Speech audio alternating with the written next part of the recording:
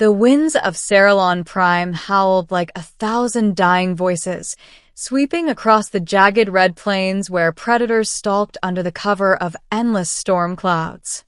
For Leora, daughter of the Silithai, this wasteland was never meant for her kind. She had lived all her life behind the great crystal walls of her mother's palace, where guards and attendants whispered warnings about the dangers beyond. But today, alone, unarmed, and bleeding, she realized how fragile the idea of safety truly was. The beast had tracked her for hours. She could hear its ragged growl now, smell its hot, foul breath clinging to the storm-swirled air. Its shadow stretched long across the cracked earth, blotting out what little light remained. Her knees buckled. She sank into the dust, her long silver hair clinging to her tear-streaked cheeks. This is it, she thought, closing her eyes. This is how the bloodline ends. She waited for the tearing of claws, for the pain of fangs sinking into her flesh. Instead, there was thunder, but not from the skies.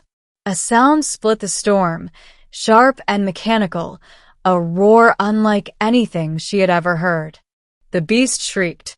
There was fire, light, and the hiss of plasma searing flesh. And then silence.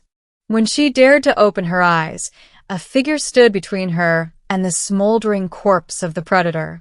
A figure in torn armor, his chest rising and falling heavily, his hands gripping a rifle that glowed faintly with residual heat.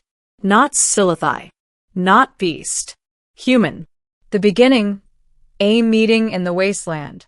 He turned, pulling off his helmet.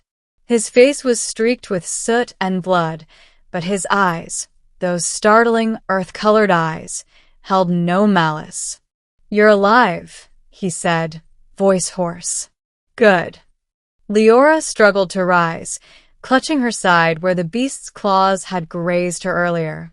She had heard of humans before, seen their ships during parades when they were brought in chains, spoils of war in her mother's endless campaigns. But this one was no slave. He moved freely, carried weapons with practiced ease, and looked at her not as a prize, but as a person. "You saved me," she whispered, the words tasting strange. "Don't thank me yet," he muttered, scanning the horizon. "That was a scout beast. Its pack will come." He knelt quickly, tearing a strip of fabric from his undersuit and pressing it against her wound. She winced, but his touch was steady, careful. "What's your name?" she asked. "Elias," he said, tightening the bandage. "And you're bleeding too much to walk on your own. Stay close to me." Before she could protest, he lifted her effortlessly into his arms. She felt the strength in him, the heat of his body against the storm's chill. And for the first time in her sheltered life, Leora realized something. Her fate was now in the hands of a human. The middle, the truth of chains and freedom. Elias carried her across the plains to a hidden shelter carved into the rocks. Inside, dim light glowed from human-made lamps, and supplies were stacked neatly in sealed containers. She saw medical kits, rations, and pieces of technology her people had forbidden. "You live here?" she asked. "Survive here," he corrected, setting her down gently on a makeshift bed. "Your kind doesn't let humans live in the cities." She flinched at his words. "My kind?" He met her gaze, and for the first time, she saw the truth reflected there. His left wrist still bore the faint scar of a shackle. His back, when he turned to fetch supplies, was lined with marks, whip scars. "You were a slave," she whispered. "Still am," he said bitterly, pressing a vial of glowing liquid into an injector. "At least, to your people. Out here, I'm free." He injected the medicine into her wound. Warmth spread through her body, knitting flesh together faster than any Silithai healer could. Leora's throat tightened. She had never questioned the chains she'd seen humans wear, never thought of the pain behind their lowered eyes. "Why did you save me then?" she asked quietly. His hands stilled. For a long moment, he didn't answer. Finally, he said, "Because I won't become like the people who chain me. Not even if it's easier to let you die." The words cut deeper than any beast's claws. Danger returns, the pack. They did not have long to dwell on the past. The pack came at night. Howls echoed through the storm as glowing eyes appeared in the darkness beyond the cave. Elias cursed under his breath and armed himself, thrusting a smaller plasma blade into Leora's hands. "Stay behind me." "I can fight," she said, her voice trembling more from fear than conviction. "You'll get your chance," he muttered. The beasts surged in, their massive bodies colliding against the stone walls, claws scraping sparks. Elias fought with deadly precision, plasma rifle spitting bolts of searing light. He moved like a man who had fought 100 battles and lost too much to hesitate. Leora, heart pounding, slashed clumsily at one that leapt too close. Her blade tore its hide, spilling thick black ichor across the cave floor. For the first time, she realized the taste of survival, the raw will to live beyond fear. When the last beast fell, Elias collapsed to one knee, panting. His armor was shredded, his arm bleeding freely. Without thinking, Leora rushed to him. She tore her silk cloak, binding his arm as he had done for her. "You saved me again," she whispered. He gave a tired smile. "We saved each other." The truth revealed who she really was.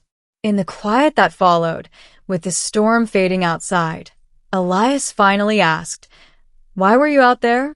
Alone, unarmed? Your people don't leave their own unguarded." Leora hesitated. The truth weighed heavily on her chest. "My name is Leora Silithai," she said at last. "Daughter of the High Matron. Heir to the Silithai throne." His eyes widened. For a moment, silence hung between them like a blade. "The Queen's daughter," he muttered. "I should have left you for the beasts." "You didn't," she said softly. "No," he admitted bitterly. "Because I'm a fool." But his eyes betrayed the lie. She saw the flicker of conflict there, rage at what her people had done to his, but also something else. Something unspoken. "I never asked to be her heir," Leora said. "I never asked for slaves or war or walls of crystal. All I wanted was to breathe free air, to see the world outside. That's why I ran. That's why the beast almost killed me." "And now you've seen it," Elias said harshly. "Ugly, isn't it?" She shook her head. "No, because I also saw you." The words silenced him. The ending, a choice beyond chains. By dawn, Elias knew he had to move. The Silithai would send search parties soon. If they found him with her, they would execute him without hesitation. "You should go back," he told her. "They'll kill us both if they find you here." "And if I go back," she asked, "what happens to you?" "I'll disappear again." "I always do." She looked at him for a long time, then said, "I don't want to disappear from you." He froze. Her voice carried no command, no royal authority, only truth. "Leora, my people fear humans," she continued, stepping closer. "They chain what they fear. But maybe if they see me return with one by my side, not as a slave, but as an equal, something might change." Elias stared at her, torn between disbelief and the spark of hope he had buried for years. "You'd risk everything?" he asked. "I already did," she said. "And you saved me." For the first time in a long while, Elias let himself believe.